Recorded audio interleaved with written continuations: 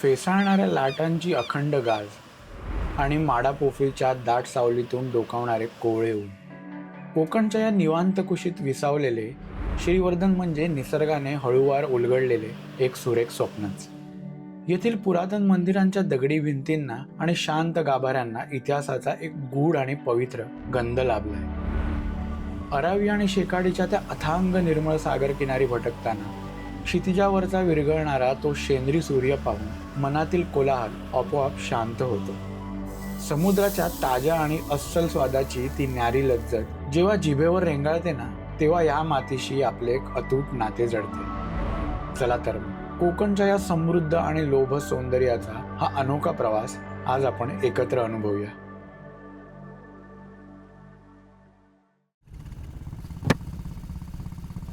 ठरलेल्या दिवशी मी निघालो सोलो राईडला. मार्चच्या उन्हाचा चांगलाच तडाखा लागत होता आणि त्यामुळे रायडिंग जॅकेट, पॅन्ट, शूज हे सगळं अंगावर चढवून प्रवास करणं असह्य झालं होतं. पोयनाडपासून 2-3 किलोमीटर पुढे आलो आणि डी सॅमसन सोडा शॉपमध्ये आईस्क्रीम सोडा आणि जिंजर सोडा प्यायलो.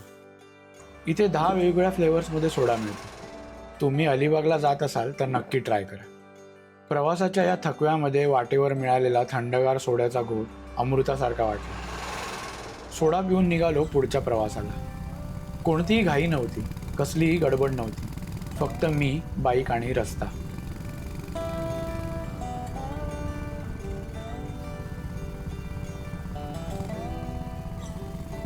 अलिबागला मागे सोडून मी कोरलाईच्या रस्त्याला लागलो. रस्ता थोडा खराब होता, त्यामुळे कोरलाईत पोचायला 2:30 वाजले. मग मुक्काम तिथेच केला. संध्याकाळी कोरलाई गावात फेरफटका मारायला गेलो. गावात फिरत असताना मला इथल्या भाषेबद्दल एक इंटरेस्टिंग गोष्ट समजली. मासळी बाजारात काही अनोळखी शब्द कानावर आले होते. मग थोडी माहिती काढायला आजूबाजूला चौकशी केली आणि तेव्हाच या 2 आजी मला भेटल्या. हे आलते त्रेसत काळते त्रेसत काळते आणि 2 सेंट देते तत्क दया तुम डायलिसो असी मराठी नुत कंबारसा ना पुर्तुगेज में कंबारसा वो तुझे फिन ग्रांतून पुर्तुगेज में कंबारसा. ती असं बघतं का आमच्या गावामध्ये 300 घर आहे. एक 10-12 माणसा मराठीमध्ये बोलतं, बाकी सगळा पोर्तुगेजमध्ये भाषा बोलतो. अच्छा. हा, लहान मोठा सगळा पोर्तुगेजमध्ये भाषा बोलतो. तर ही आहे कोरलाई क्रिओल भाषा, पोर्तुगीज आणि मराठी भाषेचा मिलाप. जवळजवळ 300 वर्षापूर्वी पोर्तुगीज राजवट या भागातून निघून गेली, तरीही ही भाषा आजही इथे जिवंत आहे. कोरलाई गावात मुख्यतः ख्रिश्चन आणि कोळी समाजाचे लोक राहतात आणि दैनंदिन जीवनात कोरलाई क्रिओल भाषेचा वापर करतात. अंधारलेलं असतानाही असाच समुद्रकिनारी फेरफटका मारायला गेलो.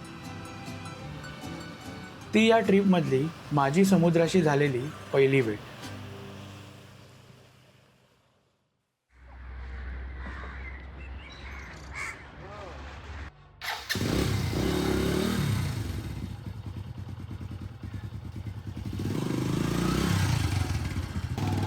सकाळचा नाश्ता उरकून मी श्रीवर्धनच्या दिशेने प्रवासाला सुरुवात केली.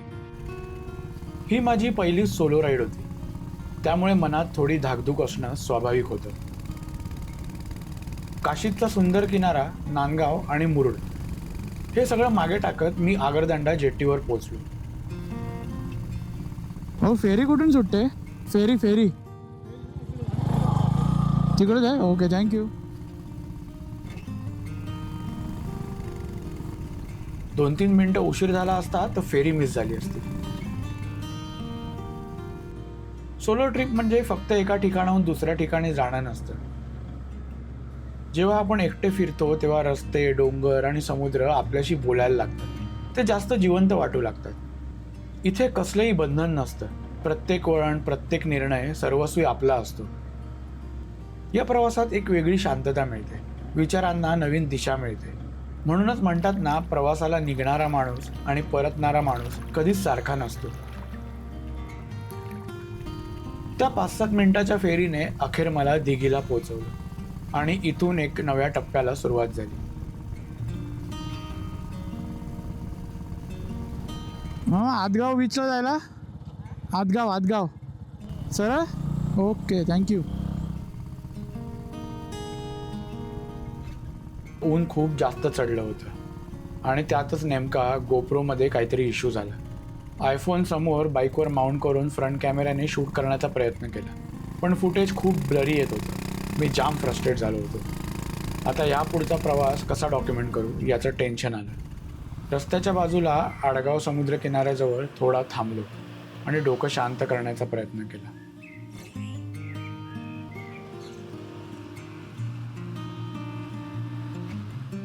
तिथून पोचलो दिवे आगारमध्ये सुवर्ण गणेश मंदिरात. बाप्पाचं दर्शन घेतलं, जरा बरं वाटलं. श्रीवर्धनला पोचेपर्यंत दुपार झाली. श्रीवर्धनमध्ये माझा मुक्काम गुरव होमस्टेमध्ये होता. इथल्या रूम स्वच्छ आणि नीटनेटक्या आहेत. राहण्याची उत्तम सोय आहे. इथलं घरगुती वातावरण आणि आदरातिथ्य यामुळे स्टे एकदम कम्फर्टेबल झाला. थोडा आराम करून संध्याकाळी निघालो शेकाडी बीचवर फेरफटका मारायला. वाटेत कोंडिवली बीचच्या पुढे हा सुंदर रस्ता लागला. उजव्या बाजूला डोंगर आणि डाव्या बाजूला अथांग अरबी समुद्र. शेकाडी बीच श्रीवर्धनपासून साधारण 10 किलोमीटर अंतरावर आहे. पुढे रस्त्याच्या बाजूला एका कड्यावर थोडा वेळ घालवला आणि पुढे निघालो. 2च मिनिटात मी आणि आदित्य येऊन पोचलो शेकाडी बीचवर. तुम्ही म्हणाल आदित्य कोण? सांगतो नंतर.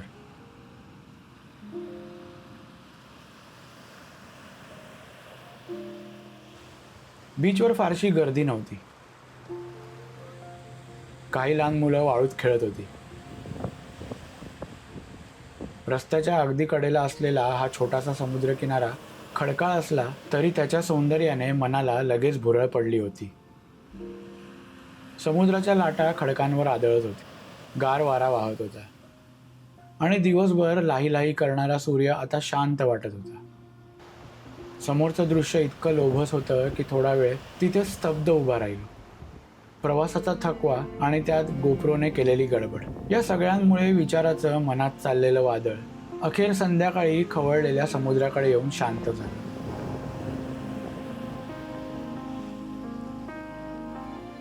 थोड्या वेळात बघतो तर काय, आदित्य खेकडे मिळतात का ते शोधत होता. हा आहे आदित्य, मला श्रीवर्धनमध्ये अचानक भेटलेला मित्र. मी ज्या ठिकाणी स्टे घेतला होता ती प्रॉपर्टी यांचीच आहे.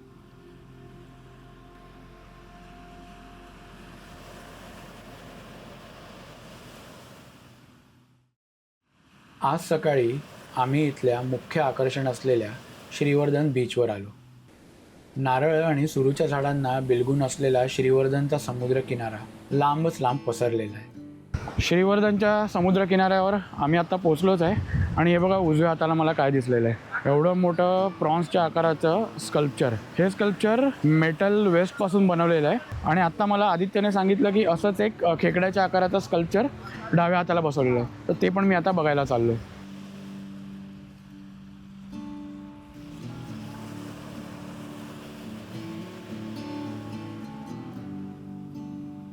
या समुद्र किनाऱ्यावर मी आता फेरफटका मारतोय. इथली वाळू जरी व्हाईट सँड नसली तरी हा एकंदरीत स्वच्छ बीच आहे आणि ऑक्टोबर 2025मध्ये या बीचला इंटरनॅशनल ब्लू फ्लॅगचा दर्जा मिळालेला आहे. वीकेंड असल्यामुळे बीचवर बऱ्यापैकी गर्दी होती. घोडागाडीवाले, उंटवाले आणि काही वॉटर स्पोर्ट्सवाले लोक सकाळीच लवकर किनाऱ्यावर हजर झाले होते. काही पर्यटक वॉटर स्पोर्ट्सचा आनंद घेत होते. काही जण निवांतपणे पाण्यात खेळत होते तर काही समुद्रकिनारी बसून वाळूत काहीतरी घडवत होते. दुसरीकडे एका बाजूला रात्रभर मासेमारी करून परत आलेल्या होड्या विसावलेल्या होत्या.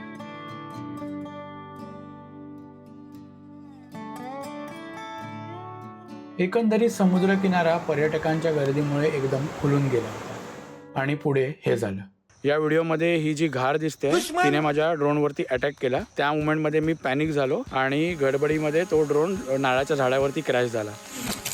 आता हा ड्रोन काढण्याचे प्रयत्न चालू आहेत. नारळाच्या झाडावरती जे चढणारे असतात, एक्सपर्ट असतात, ते काका आता इथे आलेले आहेत आणि ते आता जाऊन ड्रोन शोधणार आहेत. मिळाला. फायनली ड्रोन आता त्यांच्या हाताला लागलेला आहे आणि ते घेऊन आता ते खाली येत आहेत. बघू त्या ड्रोनची कंडिशन कशी आहे. होपफुली काही झालेलं नसावं, पण एक मनामध्ये भीती आहे की मे बी प्रोपेलरला वगैरे काहीतरी झालेलं असू शकतं. कंडिशन बघून वाटतं तरी आहे की तो व्यवस्थित आहे. तर यापुढे तुम्ही ड्रोन फ्लाय करताना काळजी घ्या. बाई उडालाय, वाचलो. तिकडून आलो नाश्ता करायला. ड्रोनच्या या प्रसंगामुळे डोकं चालणं बंद झालेलं. म्हटलं खाऊन तरी घेऊया. मस्तपैकी 2 डोसे खाल्ले, बरं वाटलं. भरपेट नाश्ता करून पुढे निघालो देवखोलच्या कुसुमेश्वर मंदिराला भेट द्यायला. जाताना ऊन बऱ्यापैकी वाढलेलं. हे मंदिर श्रीवर्धन पासून साधारण 17 किलोमीटर अंतरावर विरळ जंगलात वसलेलं आहे. मंदिराबाबत आख्यायिका अशी की पांडव वनवासात असताना त्यांनी आपल्या दैनंदिन पूजेसाठी या शिवपिंडीची स्थापना केली होती. महादेवाचं दर्शन घेऊन मन प्रसन्न झालं. मी आता कुसुमेश्वर मंदिरामध्ये बसलो आहे आणि इथे एक वेगळी शांतता आहे. संपूर्ण मंदिर परिसरात किंवा मंदिरात कोणी नाही आहे, मी एकटा आहे. आजूबाजूला खूप सारी झाडी आहे. एकंदरीत इथलं वातावरण खूप असं म्हणजे पीसफुल म्हणता येईल. बरं वाटतं इथे येऊन आणि इथे बसून. पुढे मला मंदिर परिसरात एक आश्चर्यकारक गोष्ट पाहायला मिळाली.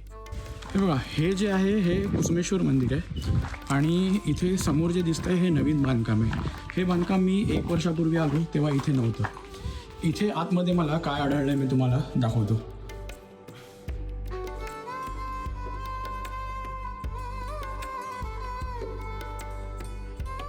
इथे असंख्य अशा दगडांमध्ये कोरलेल्या मूर्त्या ठेवण्यात आलेल्या आहेत.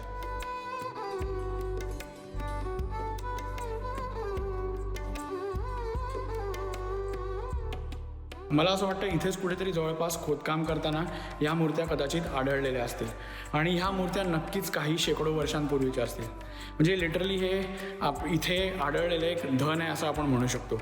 आणि एवढंच नाही आहे, मी अजून तुम्हाला दाखवतो.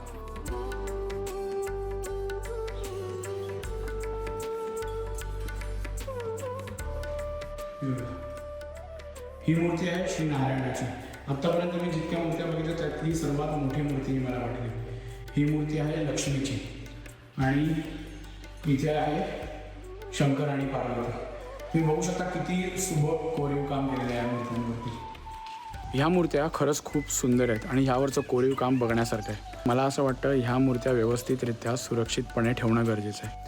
सध्या ह्या रूमच्या आतमध्ये त्यांनी असे कठडे केलेले आहेत आणि त्यावरती त्या मूर्त्या ठेवलेल्या आहेत ज्याला कोणीही बाहेरचं येऊन हात लावू शकतो. तर ॲटलिस्ट एक काचेचे बॉक्स वगैरे बनवले आणि त्यामध्ये त्या मूर्त्या ठेवल्या तर जास्त चांगलं होईल. कोणी त्याला हाताळू नाही शकणार.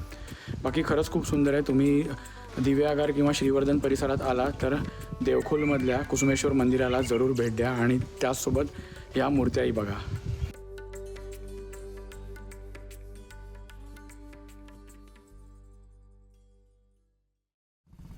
देवखोलवरून येता येता 3 वाजलेले.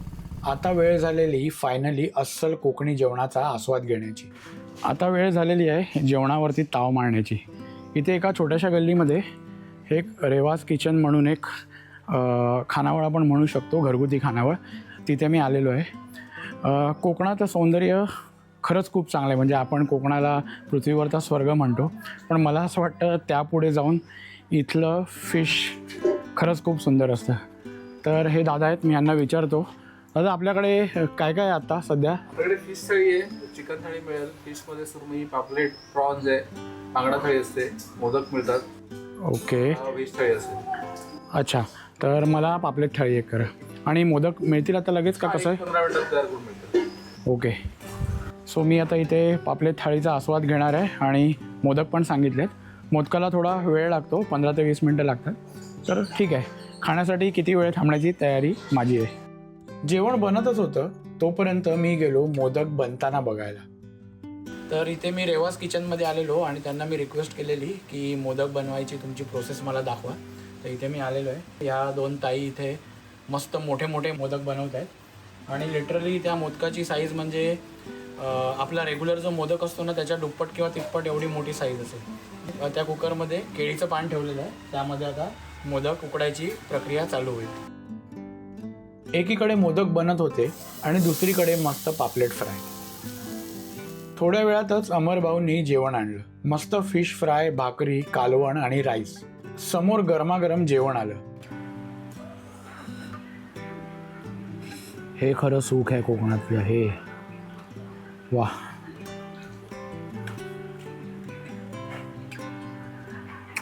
लाजवाब. मोदक पण सांगितलेत मी, मोदक पण येतील.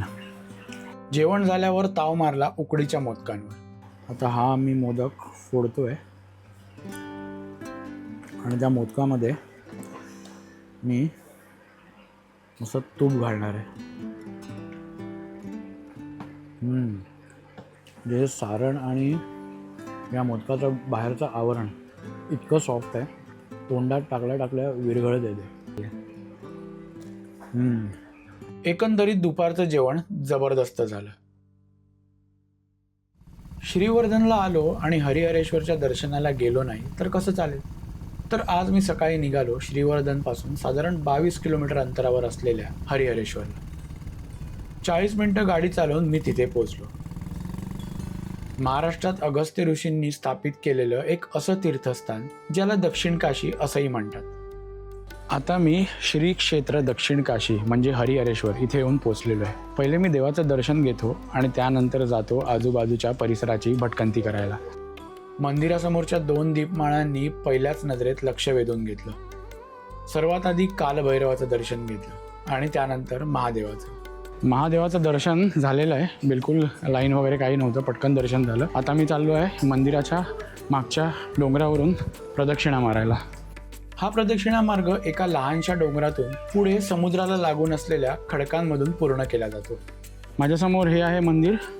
इकडून प्रदक्षिणेचा मार्ग सुरू होतो आणि या इथे मागे तुम्ही पायऱ्या बघू शकता.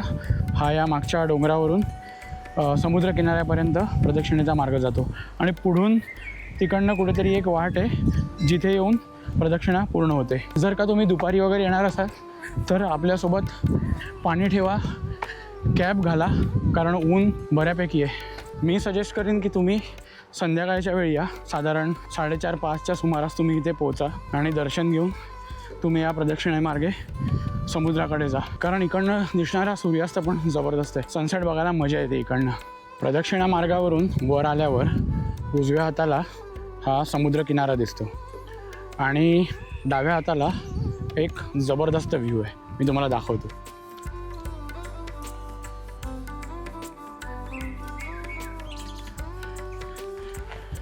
दोन डोंगरांच्या मधून ह्या पायऱ्या खाली जात आहेत.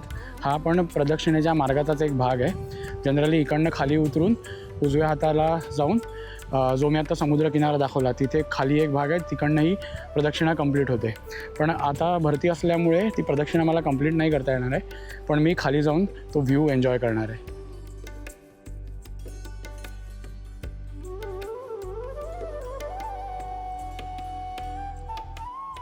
जबरदस्त व्ह्यू आहे इकडनं. मस्त हवा चालली आहे आणि समोर हा दिसतोय अथांग समुद्र. पायऱ्या उतरून खाली आलो आणि पाहिली निसर्गाची खरी ताकद आणि किमया. समुद्राच्या लाटांनी या खडकांवर केलेलं कोरीव काम पाहून आश्चर्यही वाटलं आणि निसर्गाच्या शक्तीचा अंदाजही आला. थोडा वेळ इथेच थांबलो. या दगडांना, त्यांच्यावर घडलेल्या वेगवेगळ्या आकारांना, खडकांवर आदळणाऱ्या लाटांना पाहत बसलो. तिथून आलो समुद्र किनाऱ्यावर. ऊन खूप असल्यामुळे वाळूत न जाता शांत बसलो आणि निघालो पुन्हा श्रीवर्धनकडे. संध्याकाळी निघालो एक जबरदस्त बीच पाहायला. साधारण 20 मिनिटात ड्राईव्ह करून मी पोहोचलो अरावी बीचला. आता संध्याकाळचे 5:30 वाजलेले आहेत आणि आम्ही आलो आहोत अरावी बीचवरती. माझ्यासोबत आदित्य पुन्हा जॉईन झाला आहे. दुपारी त्याला बरं नव्हतं, पण त्याला मी सांगितलं की अरावी बीचवर चाललो आहे. तो लगेच तो आता टोनकन रेडी होऊन माझ्यासोबत आलेला आहे. तर ह्या बीचवर आम्ही आता थोडा वेळ फेरफटका मारणार आहोत. त्यानंतर अरावी बीचच्या उजव्या साईडला आम्ही जाणार आहोत, जिथे बीच लगत एक कोस्टल रोड आहे आणि खरंच खूप सुंदर आहे तो रोड त्या मागच्या डोंगरावरून पुढे शेकाडी बीचपर्यंत जातो. लांबच लांब पसरलेला समुद्र किनारा, व्हाईट सँड आणि निळशार पाणी. किनाऱ्यालगतच्या झाडांमुळे आणि संध्याकाळच्या सोनेरी किरणांमुळे हा बीच आणखी सुंदर दिसत होता. कधी कधी समुद्र फक्त दिसत नाही, तो मनात उतरतो. आणि त्या दिवशी मी अशाच एका किनाऱ्यावर उभा होतो. अरावीचा तो शांत स्वच्छ किनारा, पायाखाली मऊ पांढरी वाळू, समोर निळसर पसरलेलं पाणी आणि त्या सगळ्यात हळू सरसावलेली एक थंड वाऱ्याची झुळूक. लाटा हळूहळू किनाऱ्यावर येत होत्या, पुन्हा मागे जात होत्या आणि त्यामध्ये एक लय होती. एका बाजूला अथांग समुद्र, दुसऱ्या बाजूला हिरवाई आणि मध्ये एक रस्ता. त्याच रस्त्याने पुढे निघालो कोंडिवली बीचवर जायला. कोस्टल रोडवरून बाईक चालवत असताना असं वाटत होतं की एखाद्या पेंटिंगमधून जातोय. कोंडिवली बीचवर आलो आणि निवांतपणे सूर्यास्त पाहत बसलो. सभोवतालची शांतता आणि लाटांचा मंद आवाज, मॅजिकल सनसेट होता तो. आज श्रीवर्धनमधून निघायचा दिवस होता. सकाळीच मी इथल्या काही प्राचीन मंदिरांमध्ये जायचं ठरवलं. श्रीवर्धनपासून सुमारे 3 किलोमीटर अंतरावर असलेल्या जीवनेश्वर भागातील गोठण इथल्या कुसुमादेवीच्या दर्शनाला मी निघालो. गाडी शेवटपर्यंत जाणार नाही, त्यामुळे चालत मंदिरापर्यंत आलो. मुख्य मंदिराकडे पाहिलं की कौलारू छत, समोरील प्रशस्त वरांडा आणि सभामंडप लक्ष वेधून घेत होता. असं मानलं जातं की या देवतेची पाषाण मूर्ती 12व्या शतकातील आहे आणि तिच्या भोवती असलेल्या कथांमध्ये महाभारत काळाचा संदर्भही येतो. महाकाली, महालक्ष्मी आणि महासरस्वती या तिन्ही शक्तींचे एकत्रित रूप म्हणजे कुसुमादेवी मानली जाते. कुसुमादेवीचं दर्शन घेऊन मी निघालो लक्ष्मीनारायणाच्या दर्शनाला. श्रीवर्धनची ओळख असलेली एक अत्यंत पवित्र आणि ऐतिहासिक वास्तू, लक्ष्मीनारायण मंदिर. पेशवे घराण्याचे प्रमुख उपास्य दैवत म्हणून या ठिकाणाला विशेष मान आहे. काळ्या पाषाणात कोरलेली द्रविड शैलीतील विष्णूची मूर्ती मंदिरात उभी आहे. मंदिरात भेटलेल्या जोशी गुरुजींनी सांगितलं की या मंदिराला केवळ धार्मिक महत्त्व नाही, तर ऐतिहासिक संदर्भही खोल आहे. या देवस्थानच्या मूर्तीला साधारणपणे 1000 ते 1200 वर्ष झाली असावीत. परंतु हा जो पुढचा जो भाग आहे, कडे एका पाटाचं काम असं म्हणतात. हे जे लाकडी खांब वगैरे आहेत ते सगळे साई मोरबाईच्या जंगलामधून त्यावेळेला ही पूर्ण सागाची लाकडी या ठिकाणी आणली गेली आणि साधारणपणे त्या गोष्टीला आज जवळजवळ 240 वर्ष झालेली आहेत. या ठिकाणी जो काष्ठलेख आहे, त्या काष्ठलेखाच्या हिशोबानुसार फाल्गुन वद्य त्रयोदशी ह्या दिवशी आणि 1696 संवत ह्याच्या दृष्टीने या दिवशी त्याचं इथे जीर्णोद्धार झाला असावा. पेशवे ज्या वेळेला इथे होते त्यावेळेला इथून त्यांनी ज्यावेळेला सातारला जाण्याचं ठरवलं त्यावेळेला इथून गाव सोडून जाताना ह्या नारायण मंदिर आणि त्यांच्या काही वाड्या वगैरे ह्या ठिकाणी होत्या बागायती, त्या बागायती त्यांनी गावातल्या 2 समाजाच्या ताब्यात दिल्या. परंतु प्रत्येक माणसाच्या मूळ गावाची नाळ कुठेतरी जोडलेली असते आणि आपली आठवण त्याला होत असते. त्यावेळेला त्यांना एकसारखी इथल्या गावातल्या देवस्थानची आठवण होऊन सकाळच्या वेळेला स्मरणासाठी म्हणून त्यांनी त्यांच्या एका पुरोहिताला गावामध्ये पाठवलं या पंचक्रोशीमध्ये. आणि पंचक्रोशीमध्ये आजूबाजूला असलेल्या सगळ्या देवस्थानांची, त्या पूर्वापार असलेल्या देवस्थानांची माहिती घेतली. आणि तो जो श्लोक आहे तो पलीकडच्या बाजूला आहे. आणि लक्ष्मीनारायण हे पेशव्यांचं कुलदैवत असल्यामुळे त्या लक्ष्मीनारायणच्या पासून त्याची श्लोकाची सुरुवात आहे आणि पंचक्रोशीतल्या सगळ्या देवस्थानांची नावं त्याच्यामध्ये आलेली आहेत. याच मंदिराच्या परिसरात एक मारुतीचे कौलारू मंदिरही आहे. हनुमानाचे दर्शन घेऊन मी पुढे आलो. सुमारे 700 ते 800 वर्ष जुन्या प्राचीन जीवनेश्वर मंदिरात महादेवाच्या दर्शनाला. कौलारू छत, लाकडी खांब आणि त्यावर कोरलेली अत्यंत सूक्ष्म कलाकुसर. मंदिरातील शिवलिंग आणि त्यावरचे दिवे पाहून मन प्रसन्न झालं. महादेवाचं दर्शन घेऊन मी निघालो परतीच्या प्रवासाला. श्रीवर्धनमध्ये येऊन मला असं वाटलं की काही ठिकाणं अशीच असतात, जिथे पोचण्यापूर्वीच मन तिथे जाऊन बसलेलं असतं. इथले शांत समुद्रकिनारे, झाडांच्या सावलीतून निवांतपणे पुढे सरकणारा रस्ता, इथली खाद्य संस्कृती आणि सगळ्यात जास्त लक्षात राहिलेली गोष्ट म्हणजे इथला साधा माणूस, माझ्यासारख्या अनोळखी माणसाला मित्र म्हणून आपलंसं करणारा. मन नव्हतं निघायचं, पण शेवटी प्रवास संपतोच. त्या प्रवासातून मिळालेली शांतता ती आपल्यासोबत खूप काळ राहते आणि कधी कधी ती शांतता आपल्याला पुन्हा स्वतःकडे पाहायला शिकवते, पुन्हा जगायला शिकवते आणि पुन्हा एकदा अशा प्रवासासाठी तयार करते.